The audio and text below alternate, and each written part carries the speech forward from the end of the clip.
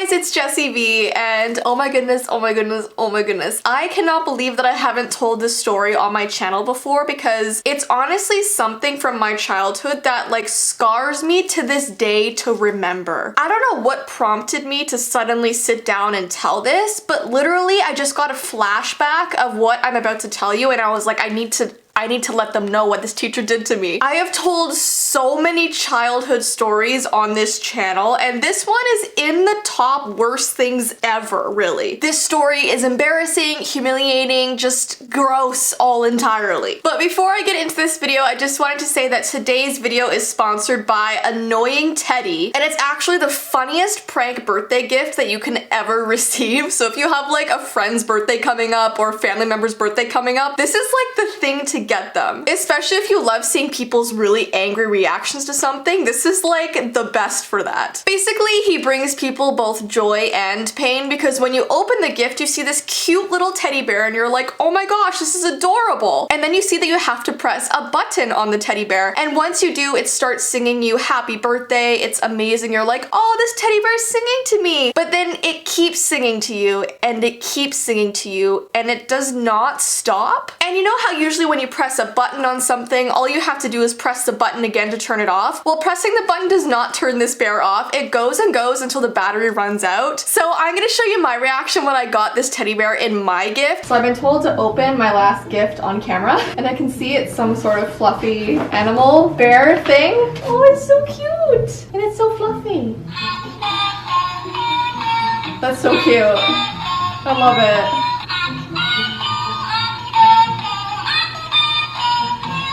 Try pressing it again. Pressing it for off? Yeah. It doesn't turn off.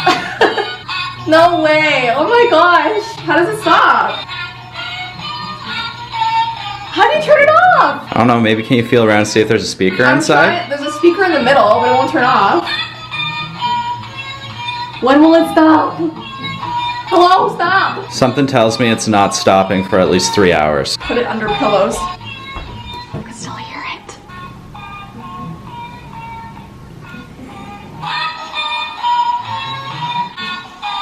It never ends. We need help. Wow. She doesn't want to help me. What do we do with it? I don't know. 1 hour later.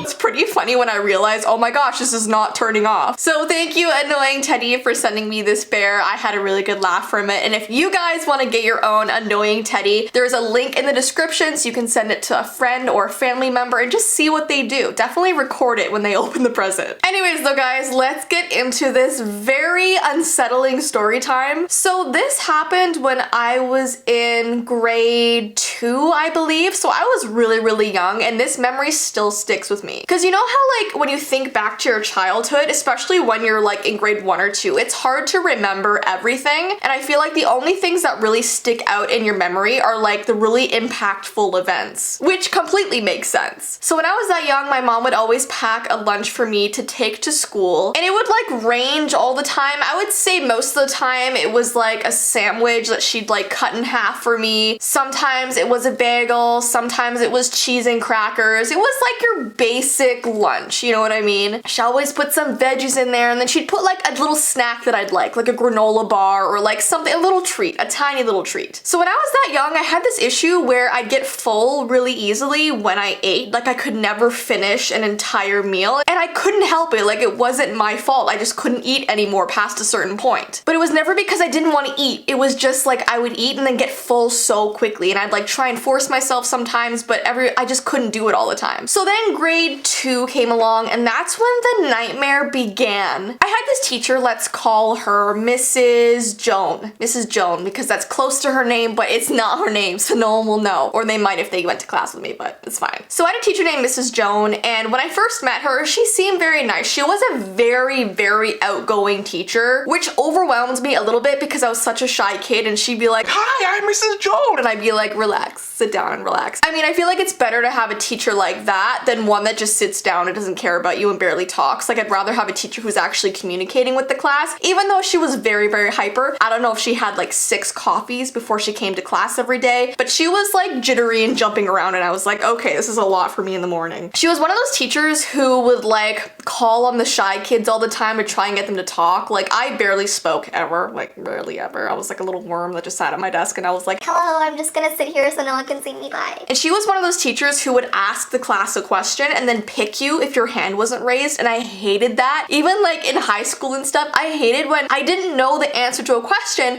and the teacher would be like, hey, you sitting back there, can you, what's 3,054 times 972? and I'd be like, I don't know, I'm not a calculator. And I'm kidding. It's great when people can like answer math questions that quickly, but my brain's never formed into the math brain, you know? But she would always call on me to answer questions, and I just like sit there shaking because I had really bad anxiety back then. I was really shy. You guys know all those stories. And that wasn't even the worst part of it. The worst part of it was when it came to lunchtime. Now, looking back, I really hope that Mrs. Joan had my best intentions in mind when she was doing this to me, and I can slightly get her point of view, but also she did not go about it the right way. So basically, I'd be sitting there at lunchtime and I would pull out my lunch bag and my sandwich and all of my food, and I would sit there and I would eat until I was full. Usually that meant half my sandwich, a couple veggies, and maybe half of my snack. Like, that's all I could really eat, and then I was content. I was like, I'm full, I'm great, let's continue the day. And the first couple weeks of class, she would like walk up to my food and she'd be like, Keep eating. You're not done yet, keep eating. and it started off with her like making small little comments like, You're not done, like, keep eating your food. like just verbal comments, which was kind of annoying, but it wasn't like the worst thing in the world. Like, I just kind of shake my head, and when she walked away, I'd be like, no, I'm not finishing my food, I'm full. And then after a couple weeks, it turned into her walking up to my desk and actually using her hands to part my food on the desk, and she'd be like, Okay, you need to eat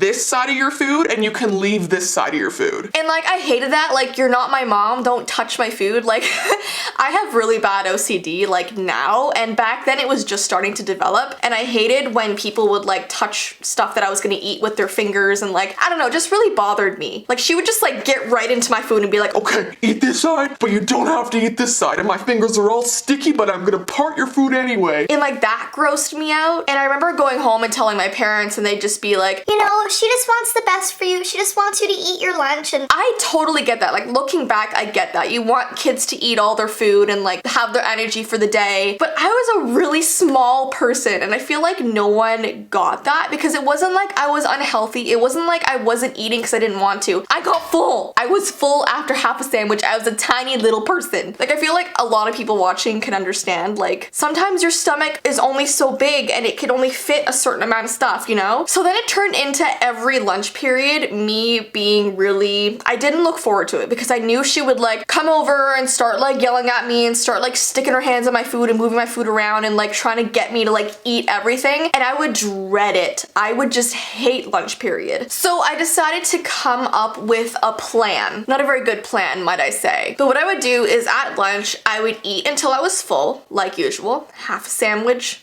a snack, some veggies. And once I felt like I was full, I would take the rest of the food and like stuff it like in my sleeve, or like put it somewhere where I could hide it. Is that disgusting? Yes, definitely. But I would try to like sneakily walk past the garbage and like just kind of dump it into the garbage when she wasn't looking. And the first couple times I was actually successful. I would actually be able to like put the rest of my food in the garbage and walk away. And I was tricking her for the first week or so, because she'd come up and she'd be like, Oh my gosh, you ate all of your food? That's amazing. and I'd be like, finally, I am the smart one here. She will never know what I'm doing. and I know this story time might make me sound crazy, but here's the thing. When I actually tried to stuff my entire lunch into my mouth and into my stomach, I had a stomach ache the rest of the day because I wasn't meant to have that much food inside of me. This is such a weird story time. So I continued doing this, and then one day I got caught. One day, Mrs. Joan was just turning her head away, and I thought the coast was clear, and right as I was putting the rest of my sandwich into the garbage, she was like, it was like she just knew. Her head just went like she just turned around. I'm like, no, she caught me. And I remember I like froze halfway because I knew I was caught. I don't know why I didn't run or anything. I just kind of like froze, and I was looking at her, she was looking at me, and she was like, No. No. And like the bag was like on the tip of my finger with like the rest of the sandwich in it. She's like, Don't you do it. Don't you do it. and it was like sliding out of my finger. And she's like, Stop. Move away from the garbage. and I was just like, no.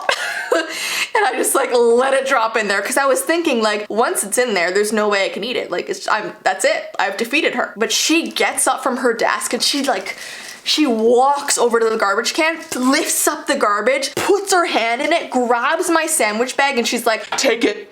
Take it. and I was like,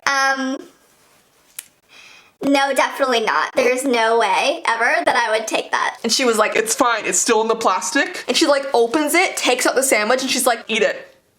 I said eat it. and like this bag, guys, there was like applesauce on it from, that was disgusting because it had like fallen in everyone else's like food remains. And it was just covered in like crumbs and grossness, but she's like, It's safe inside the bag. Eat it. and I was so disturbed. And like, I feel like this lady had something out for me. I don't know why, because I would look at everyone else in the classroom. We're all little kids. We're in grade 2. We're tiny. We're puny little beings. And like, no one else would finish their lunch because they're small. We can't fit it all in our tummies. I don't know if it's because I was just the really shy kid and she wanted to like bring something out of me, which is great, but you're doing it the wrong way, lady. Anyways, I remember her turning to the class and she was like, Everyone turn around and look here. that was the worst thing for her to do because I hated attention on me. And she was like, Little Jessie over here thought she can just toss her lunch in the garbage, but that's not okay. Class, it is not okay to put your food in the garbage. so then in front of everybody, she was like, Eat it. Eat it. Eat it. so I remember taking this little tiny bite off of the corner and I was like, no, I can't do it. And I like started crying and I was throwing a tantrum. And then like she had to call my parents and she definitely changed the story when she called my parents. She was like, I was just trying to get Jessie to eat her sandwich, you know? She only ever eats like 3/4 of it and there's like a little bit left that she always leaves. And I was just saying like, Jessie, eat it, you know? You need that nourishment. and I was like listening to her tell this to my parents and I was like, You thought that was the truth. No, it's not the truth. I just remember that whole year just complaining to my parents all the time. And I feel like after a while my parents believed me, and I'm pretty sure when they went to the parent-teacher conference, they like gave it to my teacher. Like I'm pretty sure they were like, honestly, my kid will eat until she's full. Do not make her sick. Because like kids throw up when they eat too much. You know what I mean? Like if you're gonna like overdo it, you're not gonna feel well. So they were like, let her eat until she's full and we don't wanna hear it ever again. And then like the last part of the year, she stopped bothering me. And I was so glad to be out of her class. I don't know, that's just not okay. Like if I was a teacher, that's everything that I wouldn't do. You know what I mean? Anyways though, that was just really humiliating. When I look back on it, it's kind of funny, but also kind of like, I still remember being in that mindset and it still freaks me out so much. Anyways, everyone requires a different amount of food as long as you're eating 3 meals a day and you're getting as much as your body needs. That's all that matters because you know what's good for you as long as you're eating enough for yourself. That's all that matters. Anyways though, I hope you guys enjoyed this story time. Is that weird to say, enjoy? But yeah, it just came to my mind the other day and I'm like, I have to tell this. So yeah, anyways, I hope you guys have an awesome rest of your day. Don't forget the annoying teddy link down in the description. And yeah, I will see you in my next video. Bye!